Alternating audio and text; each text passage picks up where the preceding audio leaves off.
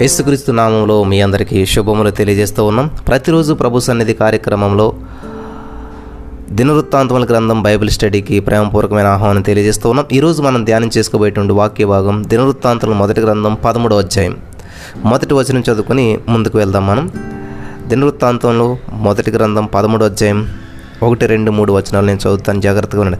దావీదు సహస్రాధిపతులతోనూ శతాధిపతులతోనూ అధిపతులందరితోనూ ఆలోచన చేసి సమాజంగా కూడిన ఇశ్రాయేలులందరితో ఇలాగ సెలవిచ్చెను. ఈ యోచన మీ దృష్టికి అనుకూలమైన మన దేవుడైన యెహోవా వలన కలిగినటువంటి ఎడల ఇశ్రాయేలుల నివాస ప్రదేశముల యందంతటా శేషించిన మన సహోదరులను మన తమ పట్టణములలోను పల్లెల్లోను కాపురున్న యాజకులను లేవీయులను మనతో కూడుకున్నట్లు వారి యొద్దకు పంపి మన దేవుని మందసం మరలా మన యొద్దకు కొని వత్తము రండి. సౌలు దినంలో దాని యొద్ద మనం విచారణ చేయకయే ఉంటిమి. ప్రార్థన చేద్దాం. స్తోత్రం దేవా, ఈరోజు యొక్క వాక్యం ధ్యానిస్తుండగా మాతో మాట్లాడి మమ్మల్ని అందరూ బలపరచమని యేసు నామములో ప్రార్థిస్తున్నాం తండ్రి, ఆమేన్. హల్లెలూయా. ప్రియులారా, గమనించాలి, ఇక్కడ దావీదు గారు ఏం చేస్తూ ఉన్నాడంటే ఈ యొక్క 13వ అధ్యాయంలో ఆయన స్వతంత్రించి ఏ పని కూడా చేయడు. అంటే సొంత నిర్ణయాలు ఏది తీసుకోడు అనమాట. పెద్దలతో సంప్రదిస్తాడో, ప్రార్థిస్తాడో, ఆలోచిస్తాడో. దేవునికి స్తోత్రం కలుగును గాక. ఇది క్రైస్తవ నాయకునికి ఉండవలసినటువంటి ముఖ్య లక్షణం. గమనించాలి ప్రియులారా, ఏదన్నా ఒక నిర్ణయం తీసుకునే ముందు దావీదుకు ఉండేటువంటి అలవాటు ఏంటంటే స్వతంత్రించేటువంటి వ్యక్తి కాదు, స్వతంత్రశాలి కాదు, స్వతంత్రంగా నిర్ణయాలు తీసుకున్నట్టుగా లేదు. అక్కడ ఏం చేస్తున్నాడు? అందరినీ పిలిపిస్తున్నాడు.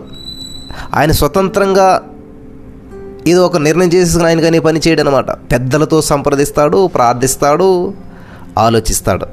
కాబట్టి ఇది ప్రతి క్రైస్తవునికి ఉండవలసినట్టు, నాయకులందరికీ ఉండవలసినట్టు ముఖ్య లక్షణం అన్నమాట. కాబట్టి క్రైస్తవ నాయకులు తొందరపడి తీర్మానాలు చేయకూడదు. ఎప్పుడు కూడా పెద్దలతో కలిసి యోచించాలి, ఆలోచించాలి. అందరూ కలిసి ప్రార్థనాపూర్వకంగా చేసినటువంటి నిర్ణయాలను దేవుడు ఆమోదిస్తాడో లేదా సరిచేస్తాడో గమనించాలి. దేవుడు ఆమోదిస్తాడు, లేదంటే సరి చేస్తాడనమాట. ఈ విషయాన్ని మీరు గమనించాలి ప్రియులారా. కాబట్టి ఏదైనా నిర్ణయం తీసుకునేటప్పుడు చాలామంది భార్యాభర్తల మధ్య ఏదైనా తగాదాలు వచ్చినా, లేకపోతే ఏదైనా సమస్యలు వచ్చినా వెంటనే ఆవేశంలో నిర్ణయం తీసుకుని పెట్టి బేడా చదువుకుని వెళ్ళిపోతుంటారు. కాపురాలు దెబ్బతింటాయి ప్రియులారా, జీవితాలు నాశనం అయిపోతుంటుంటాయి. తొందరపడొద్దు. అతురుపడి నడిచిన వాడు దారి తొలగిపోతాడంటండి. కాబట్టి అటువంటి పరిస్థితుల్లో మీరు దయచేసి ఎటు వెళ్ళకూడదని చెప్పేసి ఆ పెద్దలను ఆలోచించి నిర్ణయాలు తీసుకోవాలని చెప్పి ప్రభు పేరట నేను మనవి చేస్తూ ఉన్నాను. దేవుని మందసం అంటే నిబంధన మందసం అది అతి పరిశుద్ధ స్థలంలో ఉండవలసినటువంటిది. అది ప్రియులారా గమనించాలి, ఈ నిబంధన మందసం అతి పరిశుద్ధ స్థలంలో ఉండాలి. హెబ్రీ ప్రజలకు నిబంధన మందసం ఎంతో ప్రాముఖ్యమైనటువంటిది. అది ఒక కళాఖండం అన్నమాట. దేవుని నిబంధన మందసంలో 10 ఆజ్ఞలు పలకలు ఉంటాయి. మనకందరికీ తెలుసు, 10 ఆజ్ఞలు అంటుంటున్నాం మనం. మోషేకి దేవుడు ఇచ్చినటువంటి ఆ 10 ఆజ్ఞల పలకలు ఉంటాయన్నమాట. దావీదు మరి యెరూషలేమును తన రాజధానిగా అంటే తన పరిపాలించేటువంటి ఆ రాజధాని నగరంగా దాన్ని ఏర్పరచుకున్నాడు. యెహోవా మందసాన్ని యెరూషలేమును తేవాలని చెప్పి చాలా కాలం మరి దేవుని మందసం కిర్యత్యారీములో ఉన్నటువంటి సందర్భాన్ని మనం చూస్తాం. కిర్యత్యారీములో ఉన్నదనమాట. యెహోవా మందసాన్ని నిర్లక్ష్యం చేశారంటే దేవునిని నిర్లక్ష్యం చేసినట్లే. ఇశ్రాయేలీయుల యొక్క జాతి పునాది యెహోవా నిబంధన మరి మీదే ఆధారపడి ఉంటుందన్నమాట. కాబట్టి యెహోవా నిబంధననే అని చెప్పేసి వాళ్ళకి పునాది ఏంటంటే, ఇశ్రాయేల్ జాతి అంతటికీ కూడా పునాది ఏంటి అని మనం చూసినట్లయితే దేవునికి స్తోత్రం, వాళ్ళ యొక్క పునాది ఏంటి అని మనం గమనించినట్లయితే ప్రియులరా, ఒక అద్భుతమైనటువంటి విషయం. వాళ్ళకి పునాది ఏంటంటే యెహోవా నిబంధనే. దేవుడే ఇశ్రాయేలు జాతికి ఆధారం అని చెప్పి ప్రతి వారు కూడా గమనించాలని చెప్పేసి ప్రేమపూర్వకంగా నేను తెలియజేస్తూ ఉన్నాను. దేవునికి స్తోత్రం కలుగును గాక. హల్లెలూయా. కాబట్టి ఈ రోజున దేవుని వాక్యమే మనకు ఆధారం. క్రైస్తవంలో మరి క్రీస్తుని నమ్మినటువంటి వారి జీవితంలో అవ్వచ్చు, లేకపోతే యేసుక్రీస్తు ప్రభు వారి మీద ఎవరైతే ఆధారపడుతున్నారో వారిది అవ్వచ్చు, వాళ్ళందరి జీవితాలు మనం గమనించినట్లయితే పునాది ప్రభువే ఉండాలి, పునాది ప్రభువారై ఉండాలి. కాబట్టి ఈ సత్యాన్ని మీరు ఎప్పటికీ కూడా మర్చిపోకూడదని చెప్పి నేను ప్రభు పేరిట మనవి చేస్తూ ఉన్నాను. సరే, ఇక్కడ కొన్ని ప్రాముఖ్యమైనటువంటి విషయాలు మనం అర్థం చేసుకోవాలి. ఇశ్రాయేలీ జాతి ఉన్నది కాబట్టి ఆ జాతికి పునాది ఏంటంటే యెహోవా నిబంధన. దేవుడే ఇశ్రాయేలు జాతికి ఆధారం. ఈ రోజున దేవుని వాక్యమే నీకు, నాకు, మనందరికీ కూడా ఆధారం. క్రైస్తవ్యంలోని పునాది సత్యాలు మనం మరి మర్చిపోకూడదు. ప్రతిదీ కూడా బేసిక్ అనేటువంటిది ఉంటుంది, దాన్ని ఎప్పుడు కూడా మర్చిపోకూడదు. దేవుని సంఘం, బాప్తిసం, ప్రభురాత్రి భోజనం, ఇవన్నీ మొదలైనటువంటి క్రైస్తవ విశ్వాసానికి ఒక పట్టుకొమ్మ లాంటివి అన్నమాట ఇవన్నీ కూడా. కాబట్టి సంఘం ఉండాలి, ప్రతి వారికి కూడా బాప్తిసం పొందాలి, ఖచ్చితంగా ప్రభురాత్రి భోజనంలో పాలు పంచుకోవాలి. ఇవి బేసిక్ నీడ్స్ అనమాట. చాలామంది ఇవన్నీ మర్చిపోతుంటుంటారు, దయచేసి గమనించాలి. నా ప్రియమైనటువంటి సహోదరి స్నేహితులారా, వింటున్నారా జాగ్రత్తగాను? కాబట్టి ఈ రోజున ఈ మాటలు వింటున్నట్టు నా ప్రియమైనటువంటి సహోదరి స్నేహితులారా, మర్చిపోలేనటువంటి పునాది సత్యాలు గుర్తుపెట్టుకోండి. సంఘం, బాప్తిసం, ప్రభురాత్రి భోజనం ఇవన్నీ కూడా పునాది అనమాట. పునాది లేకుండా మనం ఎంత ఇల్లు కట్టి ఎన్ని చేసినా కూడా వృధా అయిపోతుంది. ఈ పట్టుకొమ్మలు అంటుంటారు అనమాట, చాలా వెరీ వెరీ ఇంపార్టెంట్ అనమాట. కాబట్టి మన జీవితంలో యేసుక్రీస్తు ప్రభువారు కేంద్రంగా ఉండాలి. ఎవరు ఉండాలంటండి? కేంద్రంగా ఉండాలి. మొదటి దినవృత్తాంతాలు 13:8 మనం చూసినట్లయితే అక్కడ దావీదును ఇశ్రాయేలీయులందరూ తమ పూర్ణ శక్తితో దేవుని సన్నిధిని పాటలు పాడుచు, సితారాల, స్వరమండలను, తంబురలను, తాళములను వాయించుచు, బూరలు ఊదుచూ ఉండిరి. వింటున్నారా? జాగ్రత్తగా వినండి. బూరలు ఊదుచూ ఉన్నారంటండి. పాత నిబంధనలో ఆరాధన ఎంత ఉత్సాహభరితమైనటువంటిదో మనకి ఇక్కడ కనిపిస్తూ ఉంది. ఎంత సంతోషంగా దేవుని ఆరాధించారో. ఆరాధించాలంటే అంత ఆనందంతో, గమనించారు ఇక్కడ, పాటలు పాడుతూ పూర్ణ శక్తితో దేవుని సన్నిధిని పాటలు పాడుచు, సితారాలు, స్వరమండలాలు, తంబురాలు, తాళములు వాయించుచు, బోర్లు ఊచ్చు, అంత ఆనందంతో ఆరాధించారు. ఈ రోజున మనం అంతా కూడా ఆత్మతో సత్యంతో ఆరాధన లేదు, కానీ ఆర్భాటంతో ఆరాధిస్తూ ఉన్నారు. ప్రియులు గమనించాలి. కాబట్టి మన ఉద్రేకాలలో సమతూకం అనేటువంటిది ఉండేటట్లు మనం చూసుకోవాలి. ఉద్రేకం ఎక్కువైపోతుంది, కానీ మరి అందులో ఉత్సాహం కనిపించట్లేదు, దేవుని నామ మహిమ కనిపించట్లేదు. అతిగా ప్రవర్తించకూడదు. అలా ప్రవర్తించడం భక్తి అని అనిపించుకోదు ప్రియులారా. అసలు ఆరాధన అంటే ఏంటంటే, ఆరాధన అనగా ఆరాధన విశ్వాసుల జీవితానికి, అనుభూతికి వ్యక్తీకరణ అన్నమాట. విశ్వాసుల యొక్క జీవితానికి, అనుభూతికి వ్యక్తీకరణ. ఈ విశ్వాసులు ఎవరైతే ఉంటారో వారు తమ యొక్క దేవుణ్ణి ఎంతగా ప్రేమిస్తారో వ్యక్తం చేయడమే ఆరాధన అన్నమాట. దేవునికి స్తోత్రం కలుగును గాక. నువ్వు దేవుని ఎంతగా ప్రేమిస్తున్నావో ఆ యొక్క లవ్ ఎక్స్ప్రెస్ చేయడమే ఆరాధన అనమాట. ఆ ప్రేమని వెల్లడి చేయడమే, ఆ ప్రేమను చూపించడమే ఆరాధన. అంతే. ఆరాధన అంటే ఏంటి? చాలామంది అనుకుంటుంటారు, అసలు ఎలాగ ఆరాధించాలి అంటే, నువ్వు తన్మయించిపోయి నీ హృదయము మరి ఓపెన్ చేసి మనస్ఫూర్తిగా దేవునికి నువ్వు స్తుతిస్తావు, పాటలు పాడతావు, ఏం చేస్తావు? తన్మయంతో నిన్ను నీవు మైమర్చిపోయేటువంటి విధంగా నువ్వు దేవుని ఎంతగా ప్రేమిస్తావో దాన్ని వ్యక్తపరచడమే హల్లెలూయా ఆరాధన. అర్థమైంది కదండి అందరికీ కూడా? ఇక్కడ మనం గమనించినట్లయితే 9-10 చూసినట్లయితే, వారు కీదోను తర్వాత బూరలు ఊదుచుండిరి. వారు కీదోను కళ్ళమునొద్దకు వచ్చినప్పుడు ఎడ్లకు కాలు జారినందున మందసము పట్టుకొనవలనని చెప్పి ఉజ్జా చేయి చాపగా యెహోవా కోపం అతని మీద రగులుకొనెను. అతడు చేయి మందసము నొద్దకు చాపగా ఆయన అతన్ని మొత్తిన గనుక అతడు అక్కడనే దేవుని సన్నిధిని చనిపోయెను. ఇక్కడ గమనించాలి ప్రియులారా, ఈ విషయం మనందరికీ తెలుసు, చాలాసార్లు చదివాం కాబట్టి మనందరికీ కూడా గుర్తుండి ఉంటుంది. ఇక్కడ మనం చూసినట్లయితే ఏమవుతుందంటే, ఉజ్జా ఎందుకు చనిపోయాడు? మంచి చేశాడు కదా, దేవుని మనసం పడిపోతుంటే పట్టుకున్నాడు కదా. మనం ఒక కోణంలోనే చూస్తూ ఉంటుంటాం. దేవుడు ఎందుకని ఇలా చేశాడు? ఎందుకని శ్రమ రప్పించాడు? నేను నీతిగానే ఉన్నాను కదా, ప్రార్థన చేస్తూ ఉన్నాను కదా, నేను బైబిల్ చదువుతున్నాను కదా. అఫ్కోర్స్ ఇప్పుడు నువ్వు బైబిల్ చదువుతూ ఉండొచ్చు, ఇప్పుడు నువ్వు ప్రార్థన చేస్తూ ఉండొచ్చు. పిల్లలు గమనించాలి, మనకి ఏదైనా సమస్య వచ్చిందంటే, మన బాడీలో ఏదైనా సమస్య వచ్చిందంటే అది ఇప్పుడు బట్టి రాదు సమస్య. మనం గతంలో తిన్నటువంటి తిండిని బట్టి, గతంలో చేసినటువంటి పనులను బట్టి ఇప్పుడు దాని ఎఫెక్ట్ కనిపిస్తూ ఉంటుంటుంది. కానీ మనం ఏమనుకుంటాం, ఇప్పుడే వచ్చేసింది, నేను ఇప్పుడు ఈ శ్రమ ఎందుకు అనిపిస్తున్నానంటే, లేదు, గతంలో మనం సరైనటువంటి విధానంలో లేము కాబట్టి. ఇప్పుడు నువ్వు ఏది మాట్లాడుతున్నావో, ఇప్పుడు నువ్వు ఏది విత్తనం విత్తుతావో దాని పంట తర్వాత కాలంలో కోసుకుంటావు. అర్థమవుతుంది కదా అందరికీ కూడా?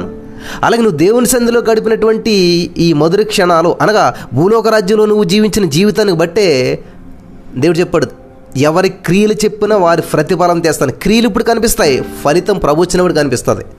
గమనించాలి, విత్తనం ఇప్పుడు నాడతాం, కానీ అది ఎప్పుడూ మొక్క అయి తర్వాత ఫలాలు ఫలిస్తుంది.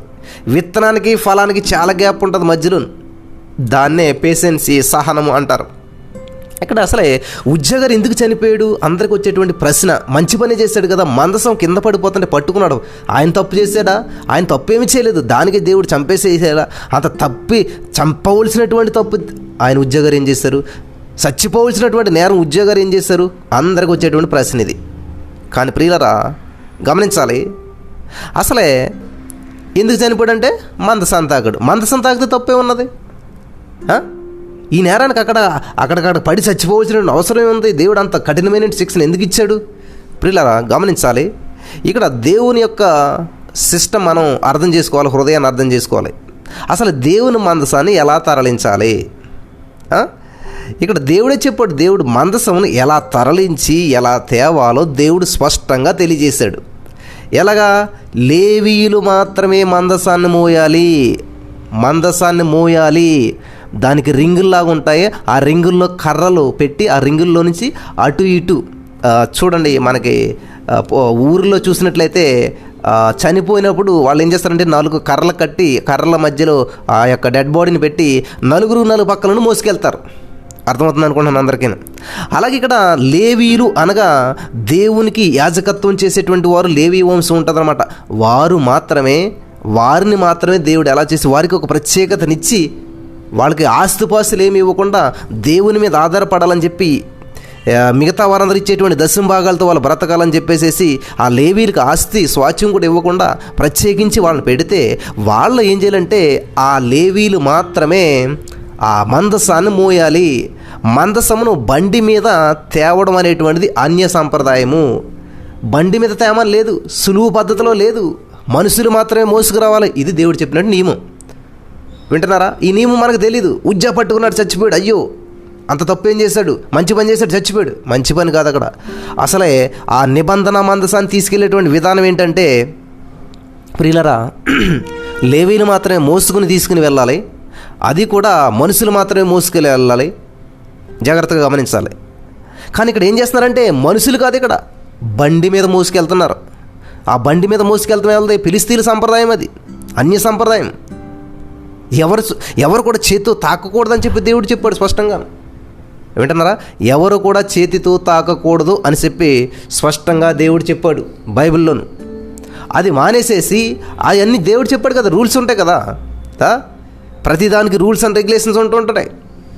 మీరు ఒక బైక్ నడిపినా, లేకపోతే ఒక కార్ ఎక్కినా, లేకపోతే ఒక ట్రైన్లో మనకు అక్కడ ఒక చైన్ ఉంటుంది. దీన్ని పుల్ చేశారంటే సరైనటువంటి రీజన్ లేకుండా పుల్ చేస్తే మీరు ఫైన్ కట్టాలి. ఇట్లాగా కొన్ని రూల్స్ అండ్ రెగ్యులేషన్స్ ఉంటాయి ప్రతిదానికి కూడా. దేవుడు కూడా చెప్పాడు మందసాన్ని లేవీలు మాత్రమే మోయాలి. అదైనా బండ్ల మీద మోయకూడదు. ఆ బండ్ల మీద మోసేటువంటి సాంప్రదాయం ఫిలిస్తీన్లు తెచ్చుకుంటారు కాబట్టి ఫిలిస్తీన్ సాంప్రదాయాన్ని పాటిస్తూ వస్తూ ఉన్నారు. ఎవరో చేతితో తాకకూడదని చెప్పి దేవుడు చెప్పాడు, కానీ తాకేశాడు. ఉజ్జ పట్టుకోకూడదన్నమాట. పట్టుకుంటే ఏమవుతుందంటండి? పట్టుకోకూడదంటే పట్టుకుంటే పాపం అన్నమాట. పట్టుకోకూడదన్నప్పుడు పట్టుకుంటే పాపం, నేరం. కేవలం శరీర సంబంధమైనటువంటి ఉత్సాహం ఉంటే సరిపోదు ప్రియులారా. దేవుని మాట వినాలి. శరీర సంబంధించిన ఉద్రేకం ఉంటుంది, భక్తి అనిపించుకోదు. కాబట్టి ఇక్కడ శరీర సంబంధమైన ఉత్సాహం ఉన్నంతరాన్ని సరిపోదు, కానీ దేవుని మాట వినాలి. అనగా మన ఆసక్తి శరీరానుసారమైనటువంటిది ఉండకూడదు. ఈ సంఘటన ద్వారా దావీదు కూడా గొప్ప పాఠం నేర్చుకున్నాడు. హల్లెలూయా! దావీదు కూడా గొప్ప పాఠం నేర్చుకున్నాడు.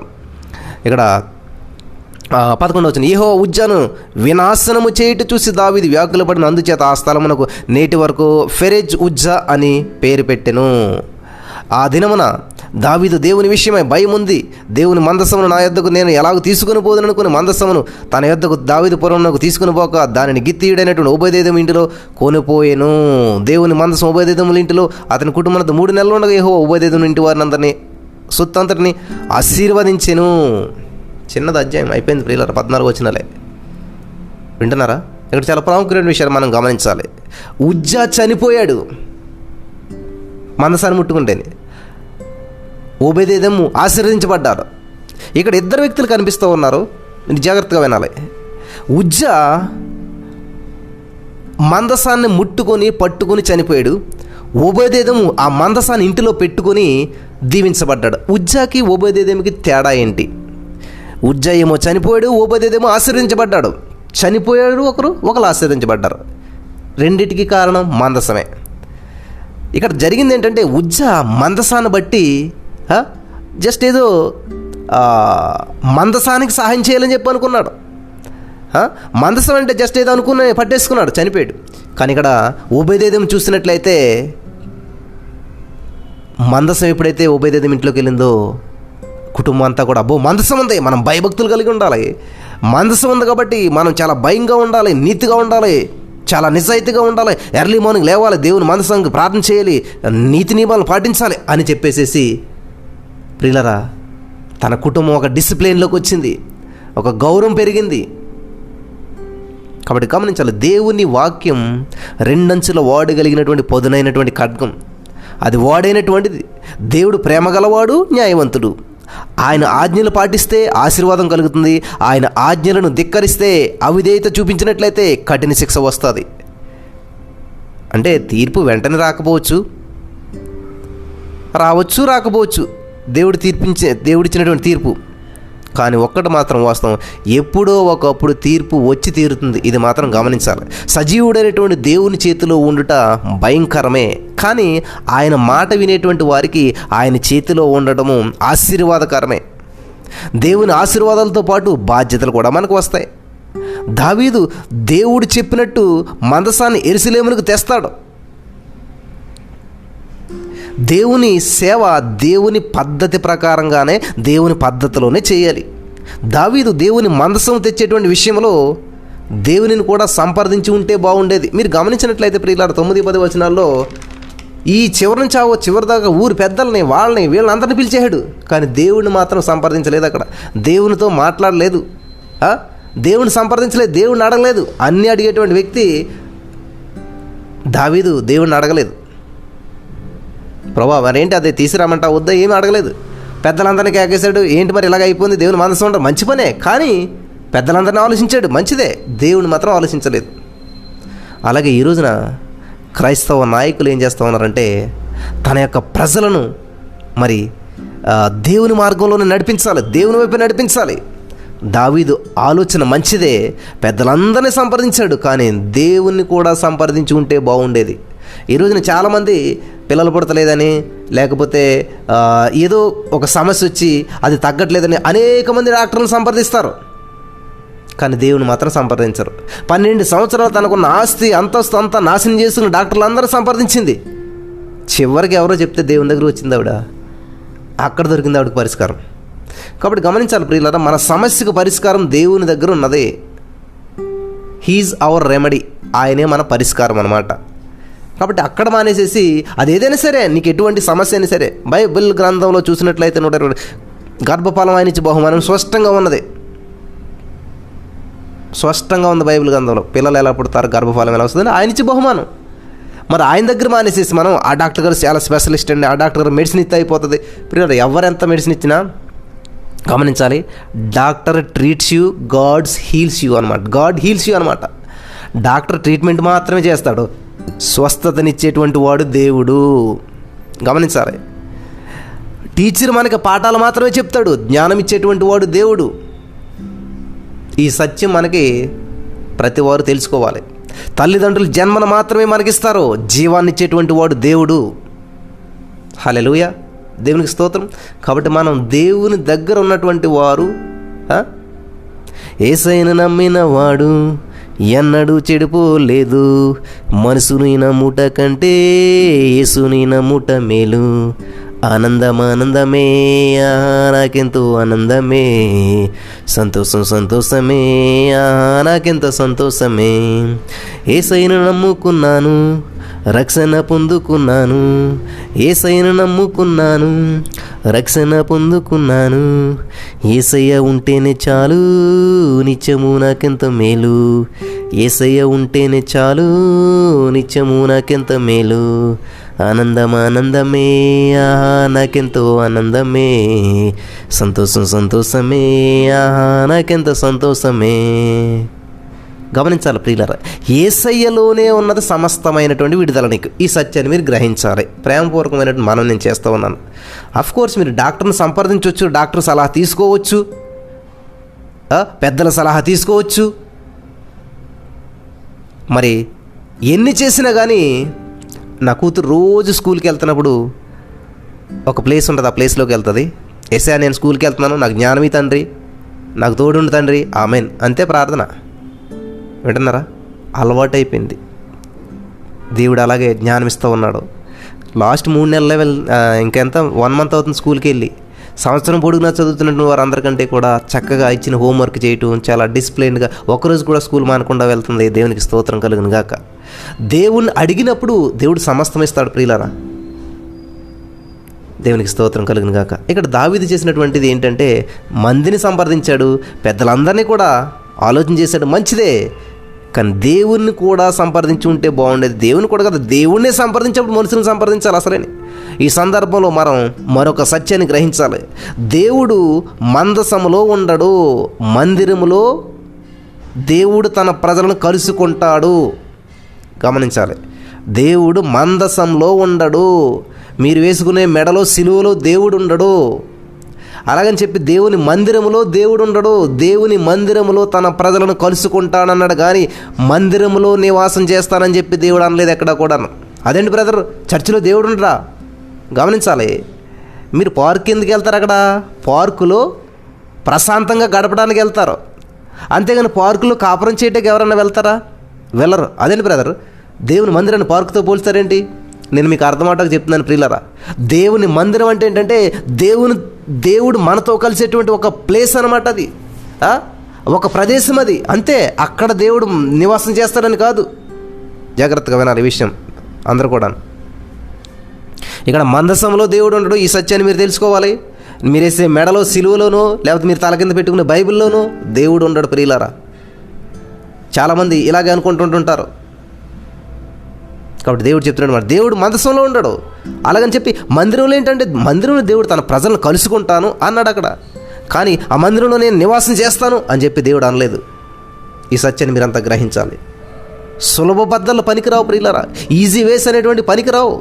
దేవుని వాక్యం ప్రకారం మనం నడవాలి. దేవుని వాక్యం ప్రకటించడానికి కష్టపడాలి. అందులో సులభ పద్ధతులు అంటూ ఉండవు. మందసాన్ని ప్రియులారా ఇక్కడ ఏంటది బండి మీద పెట్టకూడదు అనమాట. మందసాన్ని ఆ యొక్క ఎడ్ల బండి మీద పెడుతున్నారు, బండి మీద పెట్టకూడదు. లేవీలు మోయాల్సిందే, ఆ భుజాల మీద మోయాల్సిందే. దేవునికి మహిమ కలుగును గాక. వింటున్నారా?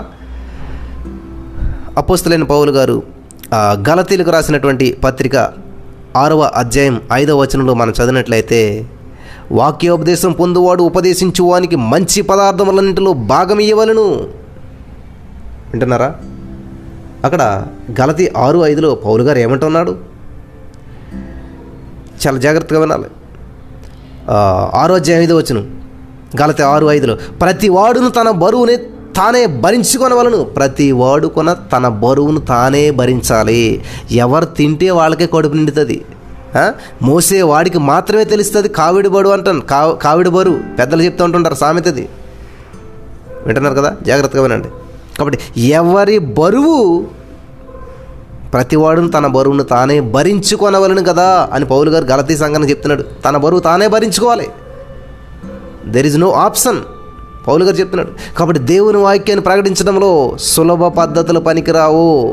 సులభ పద్ధతులు వెతికేటువంటి వారికి శ్రమ. నీవు స్వయంగా ప్రకటించాల్సిందే, కష్టపడాల్సిందే, వేరే మార్గం లేదు ప్రియులారా. ఉజ్జా దేవునికి ఏదో సహాయం చేద్దామనుకున్నాడు. ప్రియులారా గమనించాలి, దైవ సేవ అంటే నీవు దేవునికి సహాయం చేయడం కాదు, దేవుడే నీకు సహాయం చేస్తాడు. ఈ సత్యం గ్రహించాలి. దైవ సేవ అంటే దేవుడు నీకు సహాయం చేయటం కాదు, నీవు దేవునికి సహాయం చేయటం కాదు. గమనించాలి, దైవ సేవ అంటే నీవు దేవునికి సహాయం చేయడం కాదు, దేవుడే నీకు సహాయం చేస్తాడు. కాబట్టి దేవుని సేవ చేసేటప్పుడు దేవుడి సహాయం మనకు ఉండాలి, కానీ మనం దేవునికి సహాయం చేయవసరం లేదు. ఆయన సమస్తము సమాప్తమైందని చెప్పి ఆయన చేయవలసింది అంతా చేసి వెళ్ళిపోయాడు. నువ్వు ఆయనకేం సహాయం చేయవలసిన పని లేదు. ప్రభు పని చేస్తున్నావండి, ప్రభు పని కాదు, నీవు చేసే పనిలో ప్రభు నీతో ఉంటాడు. ఇది గమనించాలి. దేవునికి స్తోత్రం కలుగును గాక. కాబట్టి దేవుని సేవ దేవుని పద్ధతిలో, దేవుని సహాయంతో, దేవుని నిబంధన ప్రకారం చేయాలి. ఈ అధ్యాయంలో మనం నేర్చుకున్నటువంటి పాఠాలు మన జీవితానికి ఎంతో అవసరమైనటువంటివి. దేవునికి స్తోత్రం కలుగును గాక. హల్లెలూయా.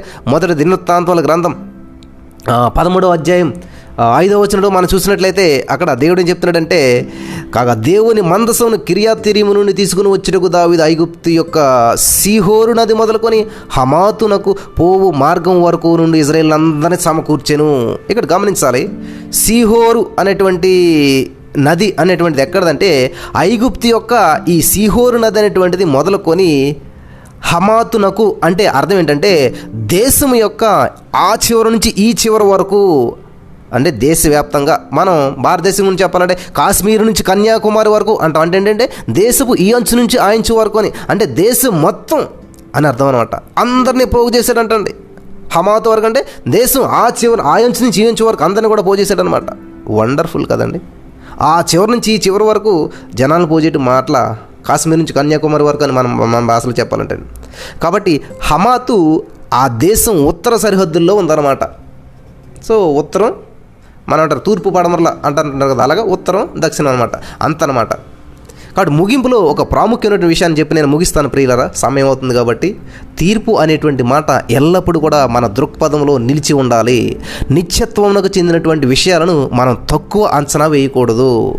కొండ శిఖరాన్ని చూసి అది ఎంత ఎత్తో నాకు తెలిసిలేండి, ఆ కొండ శిఖరాన్ని చూసి అది ఎంత ఎత్తు ఉంటుందో నిర్ణయించడానికి నీ చిన్న మనసు పని చేయకూడదు.